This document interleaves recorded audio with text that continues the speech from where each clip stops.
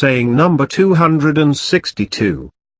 Amir al-Momineen, peace be upon him, said, "In the name of Allah, the Beneficent, the Merciful." It is said that Haris ibn Hort came to Amir al-Momineen, and said, "Do you believe I can ever imagine that the people of Juml were in the wrong?" Amir al-Momineen, peace be upon him, said, "O Haris! You have seen below yourself but not above yourself, and so you have been confused. Certainly, you have not known right, so that you can recognize the righteous. And you have not known wrong, so that you can recognize the people of wrong." Then Haris said, "In that case, I shall withdraw along with Sa'id ibn Malik and Abdullah ibn Omar."